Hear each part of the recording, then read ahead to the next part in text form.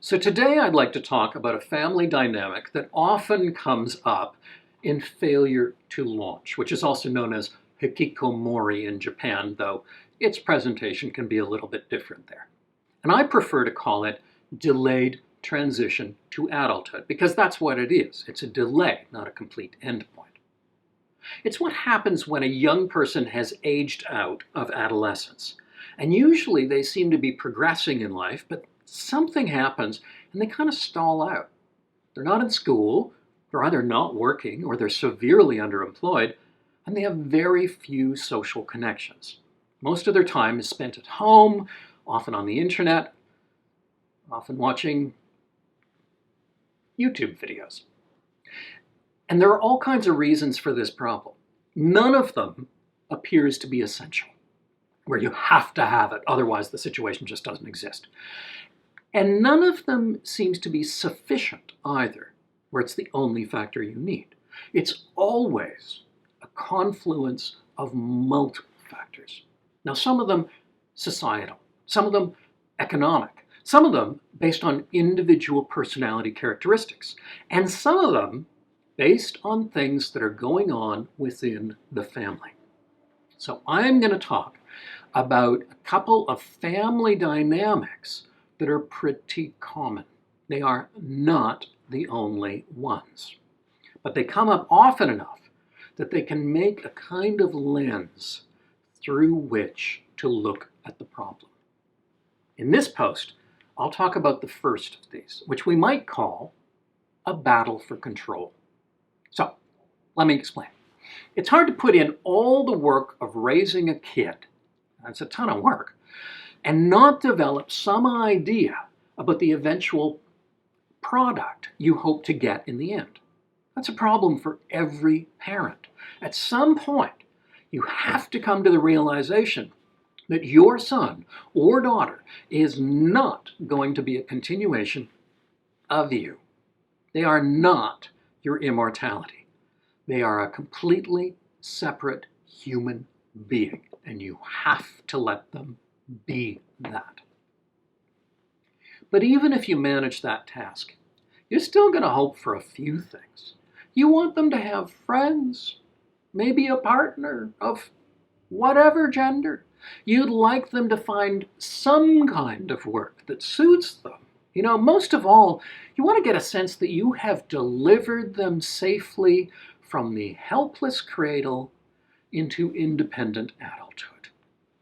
And maybe you have your eye on their childhood bedroom as a study or a yoga studio of your own, because sooner or later, they're going to move out. So what happens when this process seems to get stuck and this young person retreats to that room and not much is going on? It's really tempting to push. Not because you're so desperate to get rid of your kid, but genuinely because you don't see a life lived in a bedroom as being a very fulfilling one. And maybe you begin to feel a bit resentful that you're still cooking meals, you're still cleaning up after them, and you're still paying out a ton of money to support them when they could be supporting themselves. So you do what you've always sworn not to do. You nag. You try to get them to clean up after themselves. You want them to go out and find some friends. You pressure them into registering for university, or you push them to go look for a job, and you feel helpless because it doesn't work. The more you push, the more they seem to dig in their heels and retreat inward. So what's going on here? Well, at one point they were a child. Let's say he, because in countries all over the world, this problem is observed more often in young men than in young women. Some young women too, but somewhere between 60 and 80% male. And what makes for a good kid? Well, that's easy. You listen to what mom and dad want you to do, and you do it. Pretty simple. And then just as you're getting good at it, they pull the rug out from underneath you, and you're supposed to start thinking for yourself. In adolescence, you begin that process of separating from your parents and becoming an independent human being. So if step one is listen to what your parents say and do it, what's step two? How do you distinguish yourself? Well, that seems easy. You listen to what your parents want and you resist it. Maybe you do the opposite. And the further you go towards adulthood, the more it's your job to defend your autonomy. So if someone tries to push you around, you need to hold your ground. So now you're 20 or you're 25 and your parents are pushing you to get a job or to stop drinking or to go back to school or get off the internet or get out of the house and go do something. If you obey, then you're being a good child. But it's not your job to be a child. It's your job to be your own man, your own woman. And the most obvious way to do that is to push back. Don't be the good little soldier obeying mommy and daddy. Resist. So we've got this interesting dynamic going on. Parents pushing their adult son or daughter into taking on some of the responsibilities of adulthood. And at least some of that is actually a pretty good idea. Maybe some of it is questionable. Maybe mom wants her son to become an accountant because that's such a secure life, but the 20-year-old can't imagine anything more boring. And genuinely, if they base their career exactly according to the dictates of their parents, they probably will be pretty miserable. But again, much of what parents are urging is good. Learn to cook. Learn to take care of yourself. Get some money. Leave the dependence of your childhood behind you and use your adulthood to pursue your interests and build a life. But the very fact that your parents are pushing means you have to push back. And so we wind up with a very weird situation. In order to preserve your own autonomy and be your own man or your own woman, you have to resist your parents pushing you into being an adult and remain stuck in childhood instead. By trying to be independent, the only road available is to remain dependent instead. So in many cases, and I've seen this a lot, the parents' encouragement is actually slowing down the very thing that they want and the very thing that would actually benefit the young adult. So this post is really just about pointing that out. And if you find yourself in this kind of family situation, you can use that as a lens to see if this might be at least part of what's going on. But in a clinical setting, what do we actually try to do about it? Well, I think there are two answers. One answer for the young adult and a different answer for the parents. First, for the young adult, I mentioned that there are two steps in development. One, listen to what mom and dad want, do it. Two, listen to what mom and dad want, do the opposite. The third step is to forget mom and dad. Or imagine that they live in some faraway country and they know nothing about you. What they want, what they don't want, it's all irrelevant. You're on your own. What kind of life do you want? And what kind of life is practical based on reality? We might all like to be a rock star sunbathing on our yacht off the French Riviera, but at some point we need to consider the practicalities. So the idea here is to get the parents out of the equation to at least some extent and to think, maybe you actually do like accounting. And the reason you've been resisting it is that it would give a victory to your parents.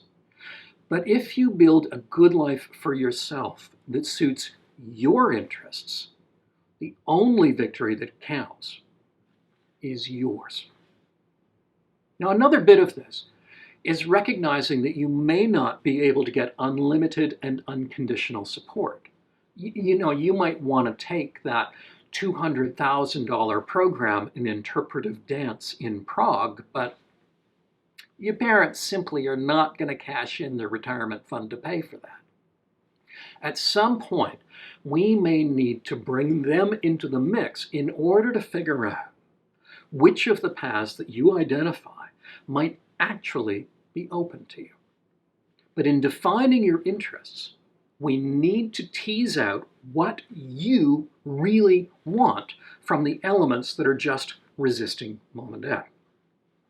It's often a terrible outcome when a person does exactly what dad demands he do for a profession. But it's also a terrible outcome when someone chooses a path just to give an FU to their parents. So this is an example of counterfactual thinking. Imagine your parents don't exist, or they live far away, or they don't care in the slightest what you do. But they're also not going to support you long term. What do you do? Okay, what about the parents' perspective? For them, I recommend something much more down to earth and concrete. I use a central principle from Assertiveness. Why not? I wrote the book on assertiveness. And the core principle of all assertive behavior is that it is not about controlling other people. It's about controlling yourself instead. The family problem is like a dance, and everybody is in this dance trying to make the other dancers change. The solution is to give up on that and change your own steps instead. So I work with parents to identify what they are doing that might be perpetuating this problem. And we try to back off on these futile efforts to control what their adult child is doing. So for example, if you don't want to be covering all your kids' debts, stop. Stop doing that. If you don't want to be cooking all the time, great. Stop cooking all the time. Parents usually feel helpless in this situation, but that's because they're so focused on trying to change the adult living in their house. When they look at their own role, they often realize that they do not need the consent of their son or daughter to change their own actions. Let me give you an example. I knew a family where the parents were really upset how much money was going to cover their adult son's debts. But when we talked about it, it kind of turned out that the son never actually asked them for money. They would discover the debt and they'd pay it off behind his back. They were focused on getting the son to be more responsible so that he would not rack up debts. That was never going to work.